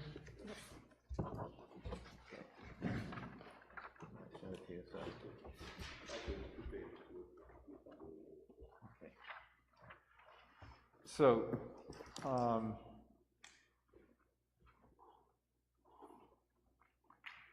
the salaries is the big item, and because of the length and number of hearings we've had, we are probably going to exceed the salary line item that we had. To back up a little bit, when Robin was hired on as, she first was hired on to replace Ellen, the planning board, and we continued to have, ZBA continued to have assistance from Susan Ayer and then one other person. Then after the town vote that did not create a full-time position for Robin, they hired her to be the planning and zoning, or the land use administrative assistant, which meant us and the planning board pretty much, and to some extent the conservation commission. I don't know. And that was never. Yeah, that wasn't part of it. So I think just us and the planning board. So it was enough of a salary from Ellen's salary to man the office hours, the same hours that she had manned, but not enough to create our minutes and attend our meetings and do a lot of stuff that was done. So they upped the planning board salary line somewhat, and then we added 2,600 based on the town treasurer's recommendation of what our share for Robin's salary would be, and we're closing in on that. Are we? Yeah. Very. Just to add to that, ZBA was never tracked separately. It kind of was always under like select board or town clerk. That's administration. So this is the first year where we've kind of been tracking it, as far as how much time is administratively put into it. Right. And you get 2 5-hour days in the last 2 months. Oh, I know. But on average, we kind of average, a couple hours, but it is more based on, and not much more, but enough that it impacts things. Yeah. So at any rate, so based on I know. I feel so bad. I think we ought to put that up to about $6,000 or $7,000. well, yeah. So anyways, to get to there, Robin did some calculations of what it would cost if we continued at the current rate. And did you get a value from? It looks like the 93 is from Paula. Because COLA is based on 3%. 3%. Okay. So that's what that. Okay. So that increased the COLA and the salary, and we will deal with how that splits out between the planning board and the not our portion, but as far as hours that you're in the planning office, technically goes to the planning board salary, even if you're doing ZBA stuff. I do both all day long. Yeah. I have to. Right. So, anyways. So is that enough? I got to tell you, no offense, but for years I was on the budget committee. I don't think the budget committee is going to complain about $288 on a $7 million budget. Right, and Shaw made that point last year because last year was our first time doing a budget. And I was the one that got thrown to him. Okay, thanks. What? I said I'm the one that had to go to the meeting. You weren't around. What meeting was that? To present the budget. Oh, last year? Yeah. Oh, you came over to my house though.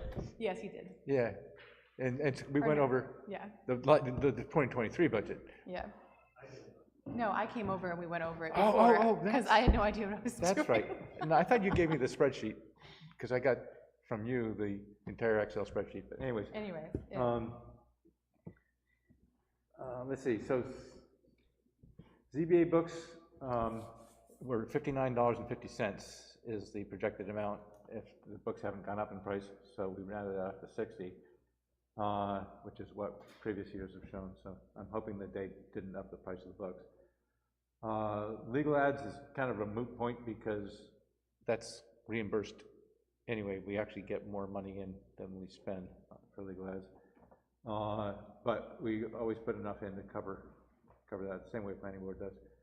Seminars and training, we had budgeted 300 last year because I thought with all the new members that we'd be going, but the OPD was tasked with providing free training, and we took advantage of that. So I did put that down to 75 again, and if somebody wants to go to a conference, they can do that. And supplies is just rides along there at $50, and quite frankly, it's next down there. I don't know if you. Right now, kind of I'll share, and it would be a special Special, yeah, it would have to be some kind of thing that we don't normally get. Well, But look how efficient it is, right? I know. yeah. It's always so organized. It's great. And I'm helping recycling. Here we go. So that's the budget we intend to present. If anybody thinks that the salary isn't in line enough, that we want to go up a little bit on that to cover it. Oh, the salary? I don't know, because it doesn't include, like, if there was any raise or anything, it just includes calculation based on current situation. So I don't know how that works. Yeah. I've never done that before. I think it's marginal, quite frankly, looking at what the.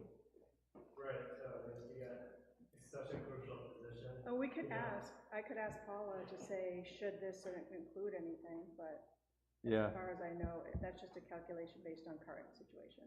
We can up that. I'm hoping this. I think that, first of all, I think the numbers are not correct there. I think that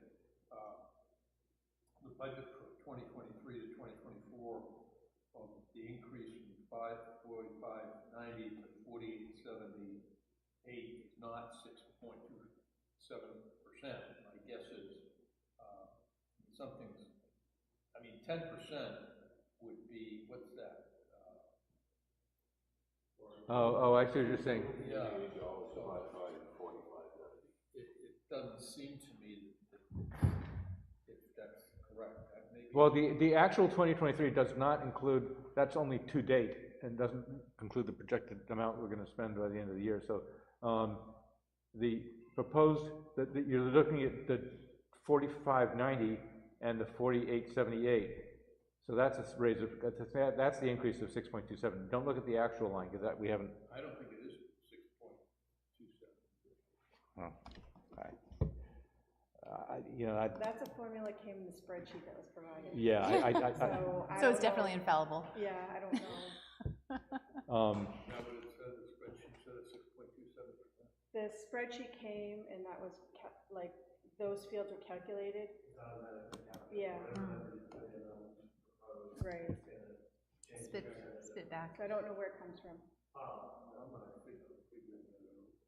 I could check the spreadsheet. Okay, so 4878. I don't want to spend too much time on this. Do you have a copy of the spreadsheet, Peter? Because you can look at the formula in that field. Oh, yeah, I do. Well, actually, hang on, let's continue. 4878 minus 4590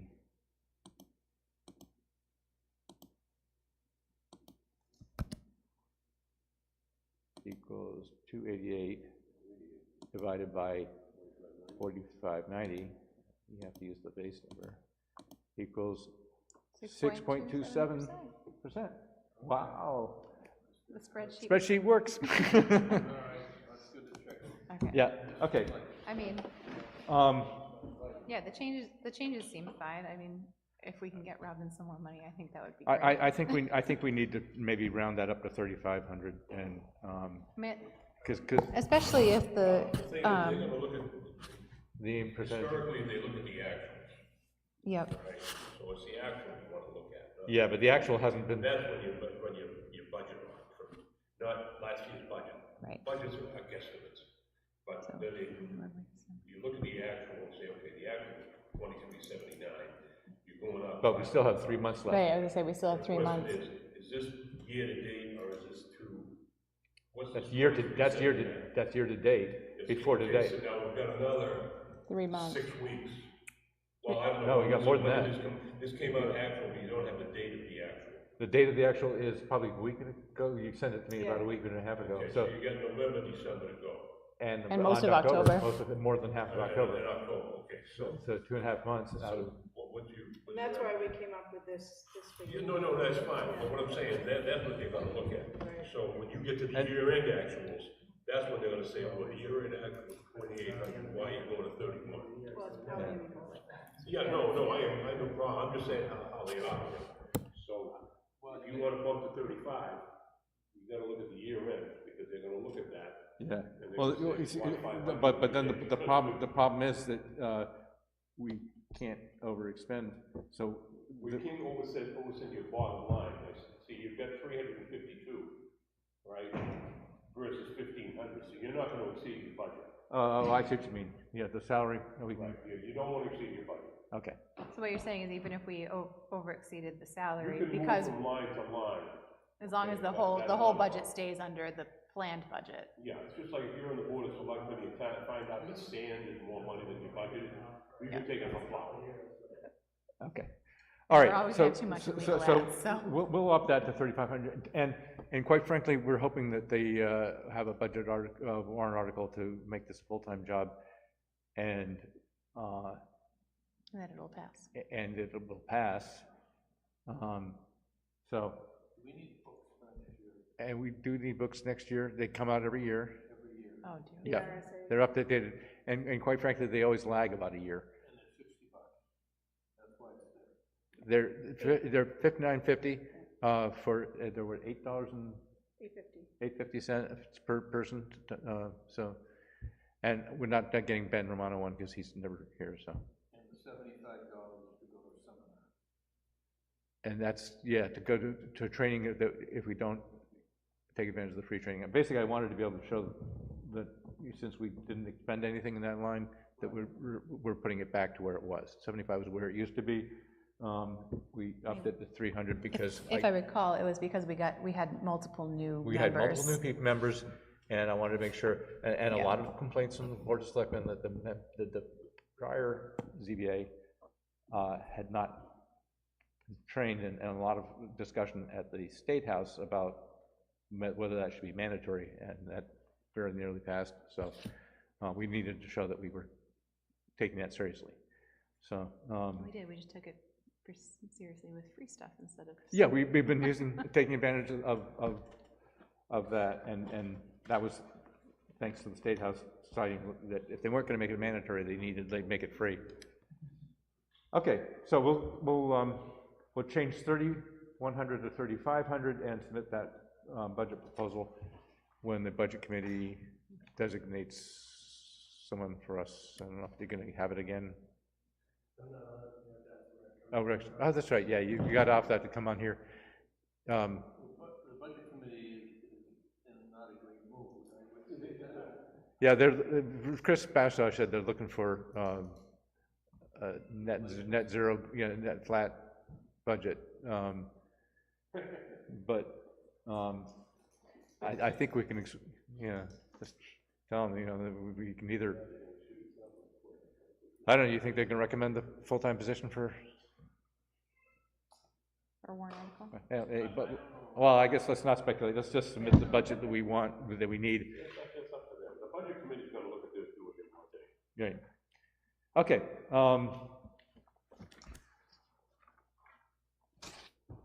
And tonight, let's go back to the. Does this require any, was it just discussion? We don't have to vote on anything for that? We voted a planning board on it, but I don't think we don't need to. In fact, we've never discussed a budget in ZBA previously. It was just something Ellie just resubmitted everything the same. Say, Jay, consensus of the board, all of those agree with the budget as presented? As amended. As amended? Say aye? Aye. Oh, you'll abstain because you're on the budget committee? Or you? Okay, whatever, okay. So 4, 0, and 1.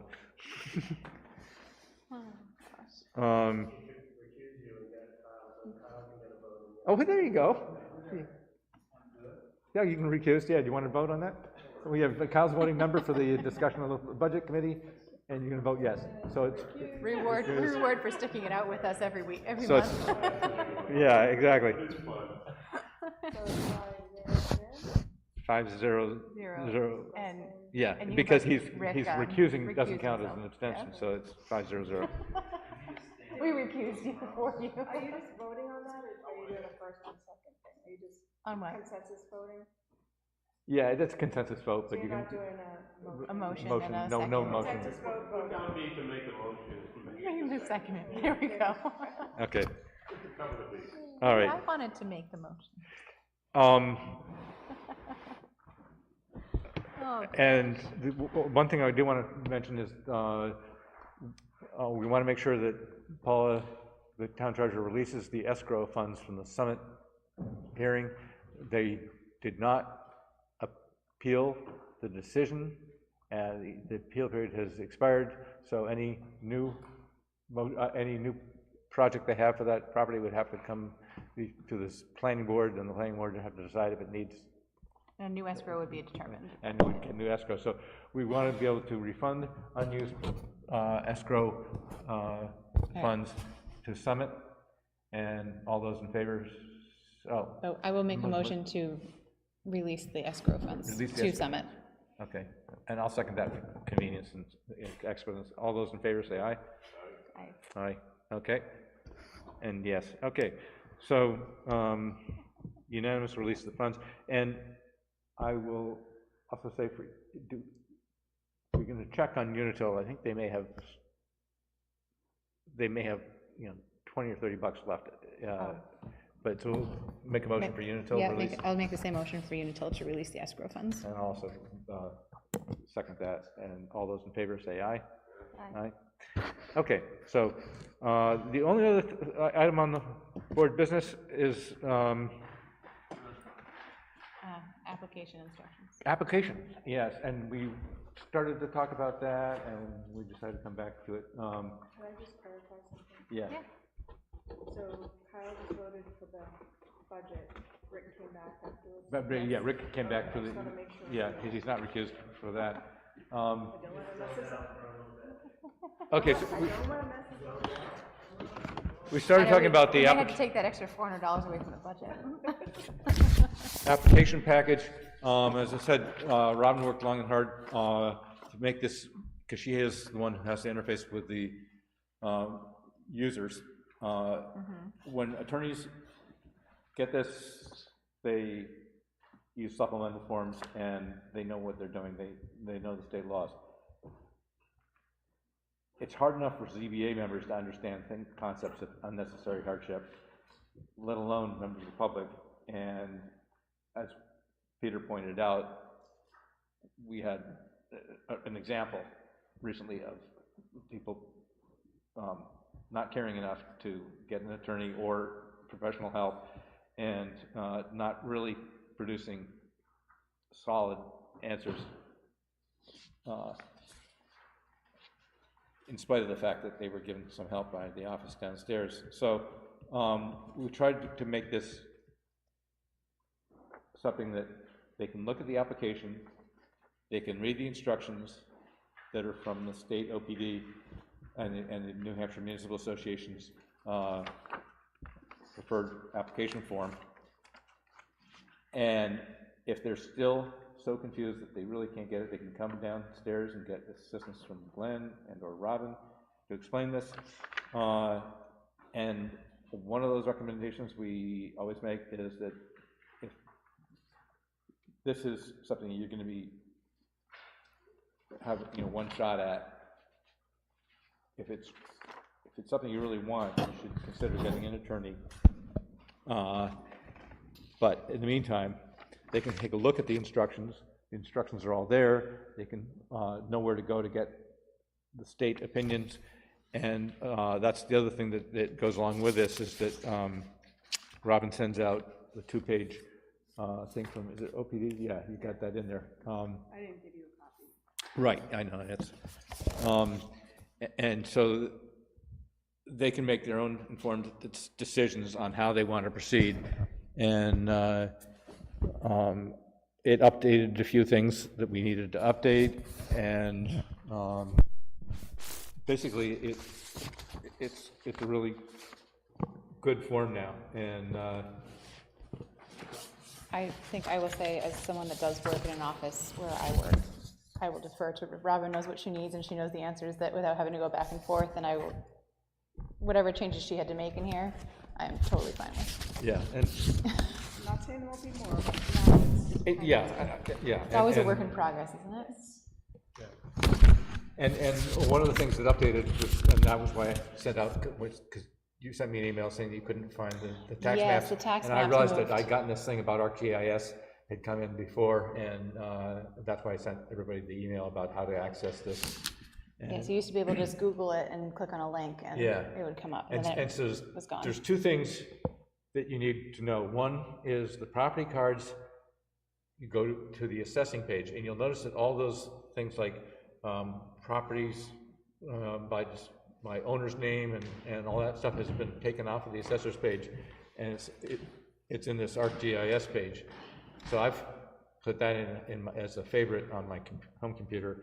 And then the other thing is, you go to assessing, you can still access the property files, and it tells you how to do that.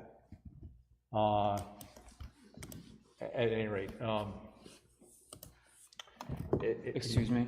Yeah. So if you look at page 4, the top left, it looks like some text is overlapping. Oh. I just want to make sure that doesn't go into formal. Yeah, that was sure. something I think I messed up with, because it's a header item. Oh, I see what Yeah. you're saying, okay. Yeah, and there was assume you also want that to go. one place where the signature block, I think, transferred over to the next page. I think you may fix that.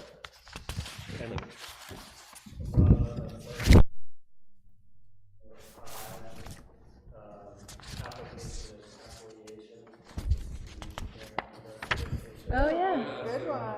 Oh, there you go. that's funny, my spell checker didn't underline that. That almost looks like it might have been a formatting thing too, even though it's spelled correct. Yeah, I don't Add think, in a different- oh, application, yeah, different okay. computers, and once you do that,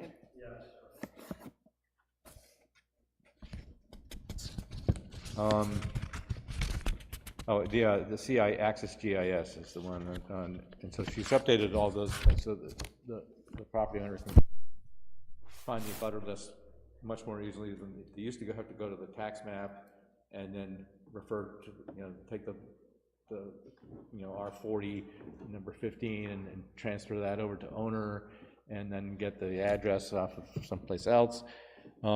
It's easy now, and we never asked for an electronic copy before, so. yes, that no, was I guess that challenging, was, so we've added that to yeah. sort of scanning everything and. Yeah, and one of the things that I notice people often email that a professional, like Jones and Beach or something, they'll often ask if we have an overhead projector and a screen, and they can bring plans in, and we need to encourage that, because for people at home, it's when they see from these cameras, they can see the screen and they can see the plans. When you've got an easel off to the side, people in the audience and people at home really don't see that too well. I mean, Adam's good, he tells them where to put it so that it gets picked up by a camera, but it's often the person who's presenting is standing in front of it or whatever, or somebody else talks and a camera goes over to Shaw.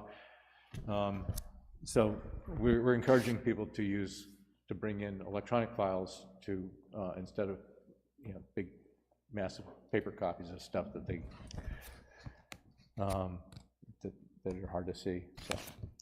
So all right, I think I think unless you've already put this online, it's good to go online. I haven't yet. Okay, yeah, so definitely Make those few changes.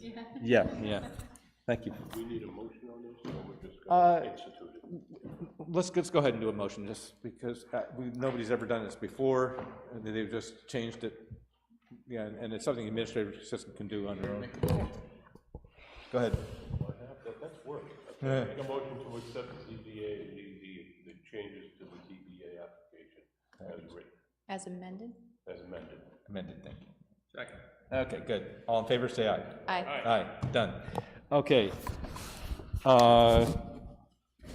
Yeah, does anybody have, was there anything else? Yeah.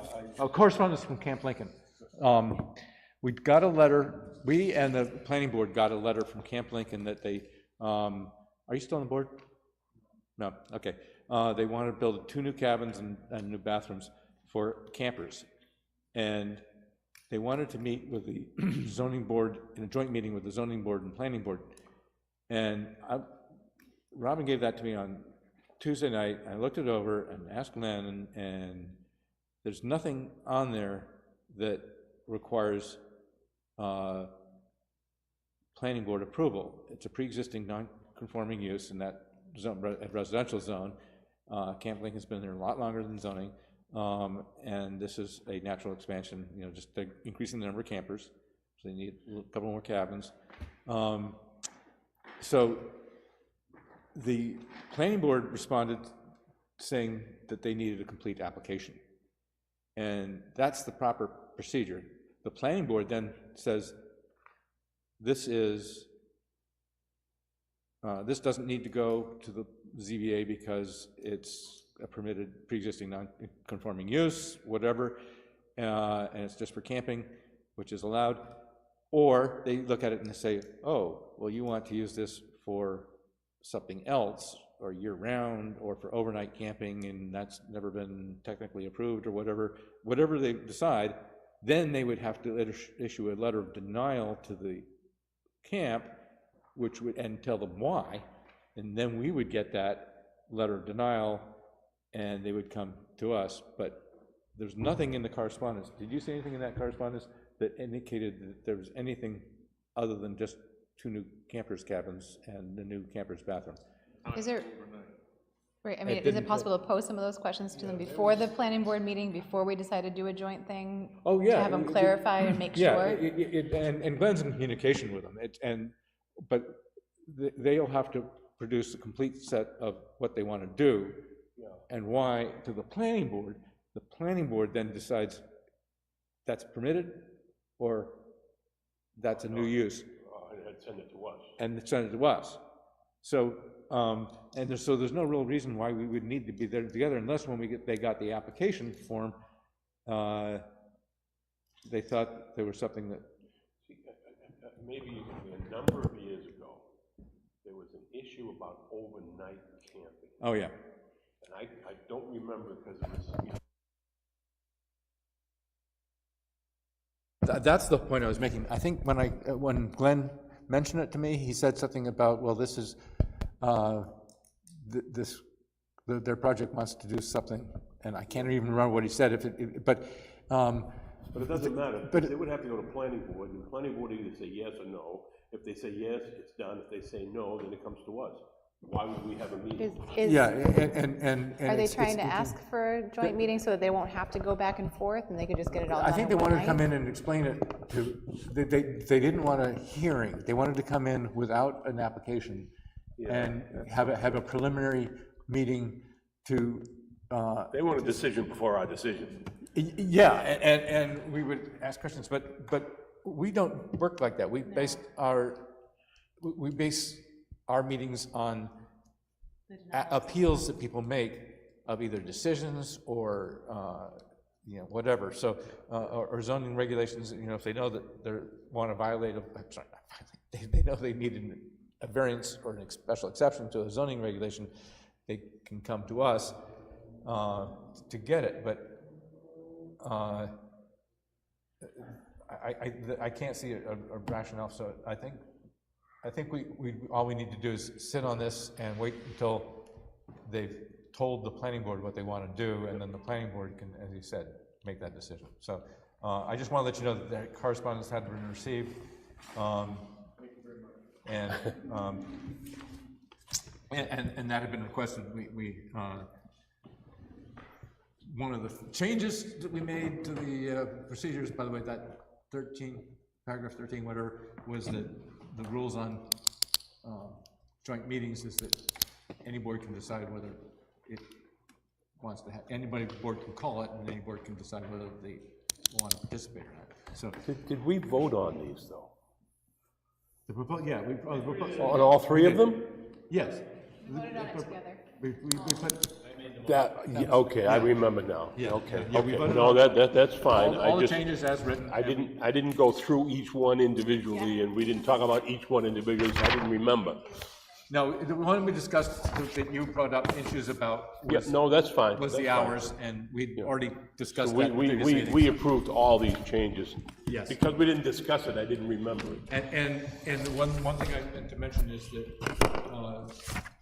the agendas need to be, the next time we do an agenda, for the next meeting, it's gotta have that little phrase. Hey, we can't leave, it's barely after 9 o'clock. Okay, is there any, and you said you had some other business? No, that was what I was, okay, okay. that was it. I couldn't remember that we discussed it, that's All right. why. Save the town some money and want to give her back to the file. Yes. Oh, okay, I moved, we lowered this to 3,100 then. We do realize it's only one meeting a month. No, that's supplies. That's the $50 I supplies. do recycle anything anybody needs. Yeah. I know, I didn't even think about that. Yeah, I've got another one. Okay, any other business? If not, we're declaring the meeting adjourned at 9:00. Good record. You want to keep it?